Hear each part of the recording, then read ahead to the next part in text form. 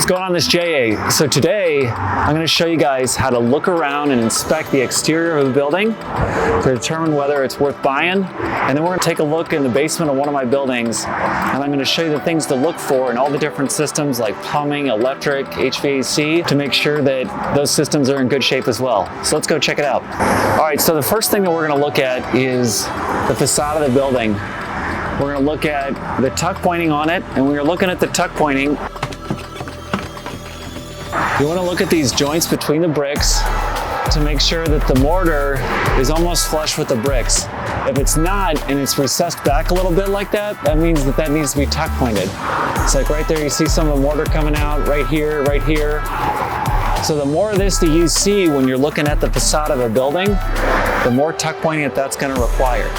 Another thing we're going to look at when we look at the facade of a building, take a look at the windows. What's the condition of them? Are they original? Are they wood? Are they vinyl? Are they aluminum? One of the best ways to tell is look around the window sashes, and then sometimes they've wrapped the window sills in the front with aluminum. That usually tells you if they're new or not.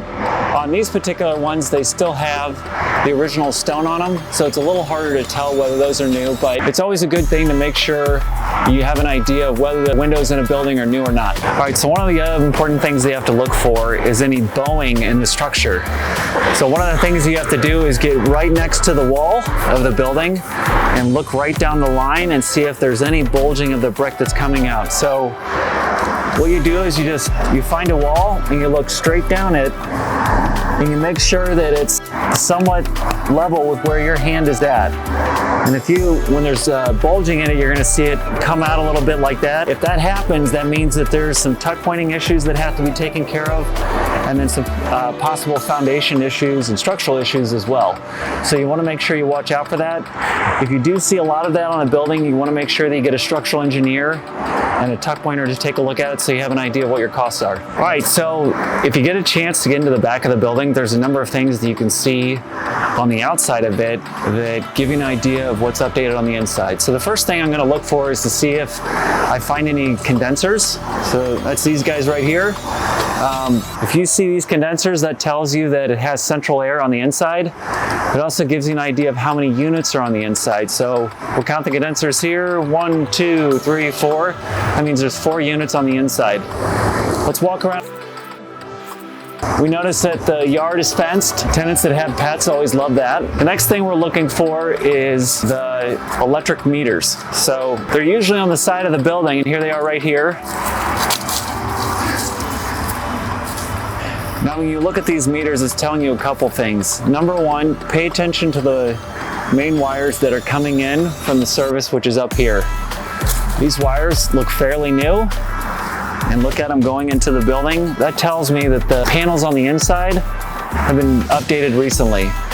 When you see older looking meters that are rusty, crappy looking, frayed service wires right here, frayed service wires going into the building, that usually gives me an idea that the panels that are on the inside of the building are old. The difference with these kind of panels is these are individually metered in separate meter boxes.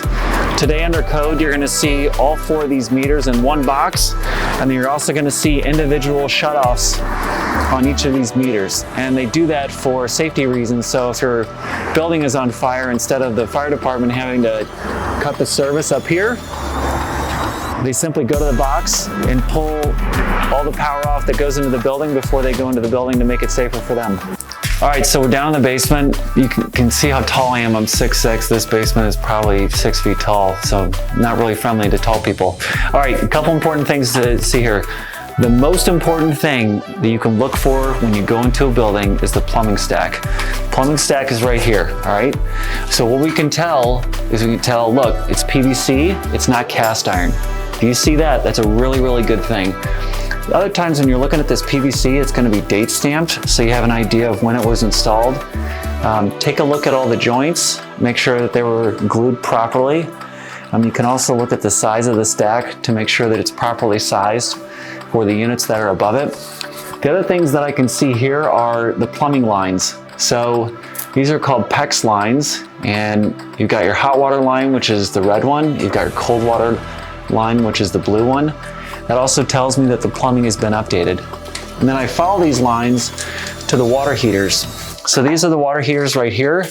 These are electric. The reason why I can tell that they're electric is that they've got this piece of conduit that's coming from them. And then you've got these PEX lines, the cold one and the hot one coming into the water heater right here. If you look around on the water heater, sometimes there'll be a sticker on here that tells you the serial number. You can look up the serial numbers and that'll tell you when that water heater was manufactured. One of the important things you want to make sure when you're looking at water heaters is that they're set up off the ground. Because water heaters will rust from the bottom. That's where they get moisture. So if these things are set off the ground, that means the water heater is going to last a lot longer.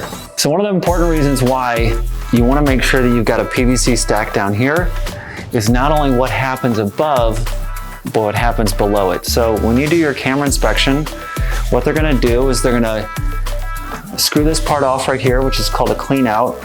And they're going to take their camera down there and then they're going to go underneath the floor.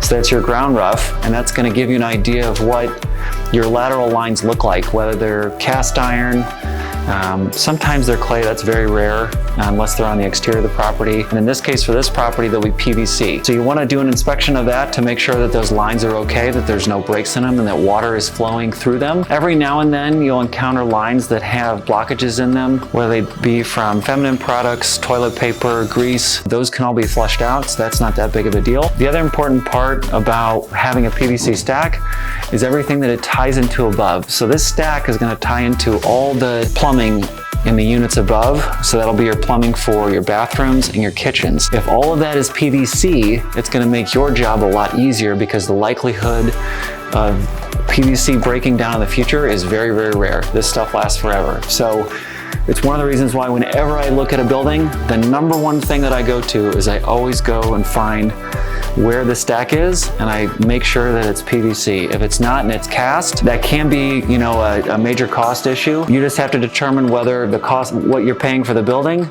is worth it in exchange for you either keeping that cast iron stack or eventually replacing it. So this is the furnace. A couple things to look for in a furnace. First one is this a gas furnace or is it an electric furnace? Well, you have to look at the lines going into the furnace. So that when you see a metal line like this going into it with these shutoff valves, that tells me that that's a gas furnace. Typically, you're going to find gas furnaces on the first floor in the basements, and then on the floors above that, you're going to have electric furnaces. It's just because it's easier to run the lines, and it's a lot easier to also spot leaks in these lines, you know, if you keep them on the first floor in the basement. Other things to look for when you're looking at a furnace, you want to take a picture of any kind of serial numbers that are on it and then look them up when you get home. That'll give you an idea of what the age of the furnace is. Also look around the furnace to see if there are any maintenance stickers. That'll give you an idea of how often they maintain it. And also when the furnace was initially installed, there's usually a permit sticker on it, like this one has it on it. One other thing you want to look for too is sometimes they'll put the condensers, your air conditioning, on the roof. So if you don't see it on the ground floor outside of the building, sometimes it's on the roof. And the way that you tell that, it's going to have one of these line sets that's going from the furnace and going either out towards the condensers in the back or up towards the condensers on the roof. All this line set is literally a piece of copper that's covered in this foam. It's going into something that's called an A-coil that gets really, really cold, and that helps cool your building. All right, so another important thing to look for when you're doing an inspection of a basement is try to figure out where the water service is coming into the building. That'll give you an idea of whether you need to update the water service or whether you can continue with the existing water service. So this water service was upgraded to what's called an 1.5 inches. So you can see you've got the new line coming in here. These wires that you see here, these are merely just grounding the panels that I'm going to show you guys over there in just a little bit. And you've got your main PEX water line coming out of here. You got your shutoff valve right here. That's always something you want to look for when you're doing an inspection. Try to find where the water service is coming in and whether it's been updated or not. We looked at the meters on the outside and they showed that there were service wires coming into the building, and those service wires were coming into these panels right here.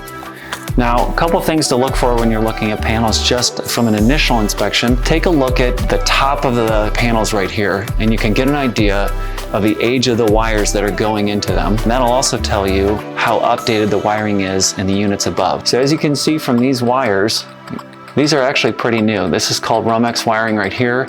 Just from cursory review of the top of these panels right here, I don't see any knob and tube wiring, you know, which is a cloth wiring. You know, it has it's original wiring that has like a black cloth that goes around it. I also don't see any aluminum wiring. Aluminum wiring typically is a black coated plastic wire. Sometimes it's white, but most of the aluminum wiring that I've seen is black. But these are Romex wiring. Nice thing about what the electrician did here is they also labeled the wiring, which is very helpful. All these wires go down into your panel right here. So we're gonna open it up.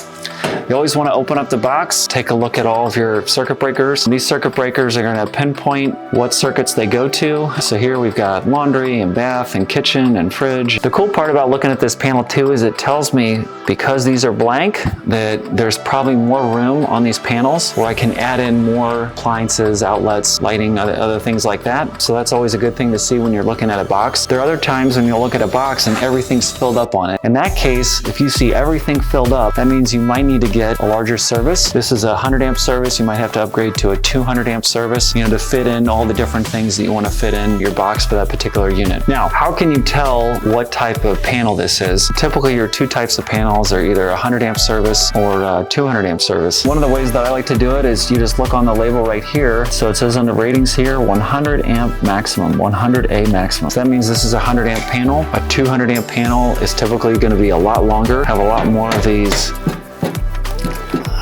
circuit breakers that are in it. Make sure that you open up all the panels, inspect all the breakers, make sure everything's in tip-top shape.